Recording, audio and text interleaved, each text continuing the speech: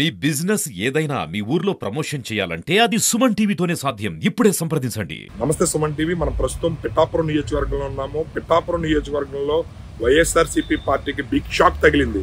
2024 వరకు ఎమ్మెల్యేగా పనిచేసినటువంటి పెన్నెం దొరబాబు గారు గత కొద్దిసేపటి క్రితమే పార్టీ సభ్యత్వానికి, పార్టీ పదవికి కూడా ఆయన రాజీనామా చేయడం జరిగింది.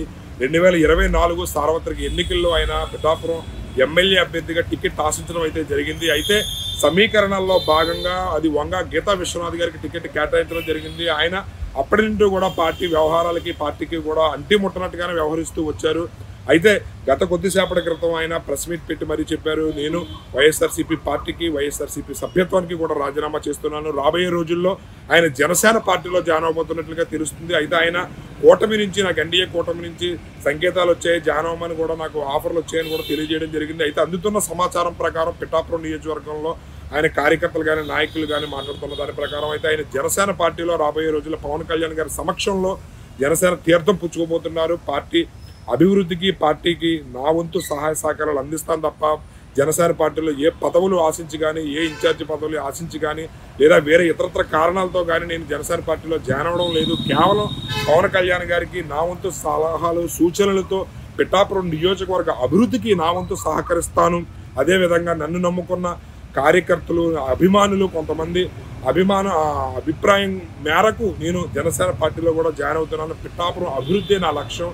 పిఠాపురం అభివృద్ధికి నా వంతు సహాయ సహకారాలు అందించాలన్న లక్ష్యంతో నేను జనసేన పార్టీలో జాయిన్ అవడం అయితే జరుగుతుంది. గత 3 నెలలుగా కూడా వైఎస్ఆర్సీపీ పార్టీలో చాలా మార్పులు జరిగాయని కూడా తన ఆవేదన తెలియజేశారు. అదేవిధంగా నేను పార్టీకి వెన్నుపోటు పొడిచే వ్యక్తిని కాదు కాబట్టే ఎన్నికలు అయిన తర్వాత మాత్రమే నేను నాకు నచ్చిన పార్టీలో, నా సిద్ధాంతాలకు కట్టుబడి ఉన్న పార్టీలో జాయిన్ అవ్వబోతున్నాను అని చెప్పి కూడా తెలియజేయడం జరుగుతుంది. ఇది ఓ రకంగా చెప్పాలంటే వైఎస్ఆర్సీపీ పార్టీకి బిగ్ షాక్ అనే చెప్పాలి. ఎందుకంటే 2019-24 ప్రాంతంలో పిఠాపురం నియోజకవర్గానికి ఎమ్మెల్యే అభ్యర్థిగా పెన్నెం దొరబాబు గారు పోటీ చేయడం జరిగింది. ఎమ్మెల్యేగా చేశారు.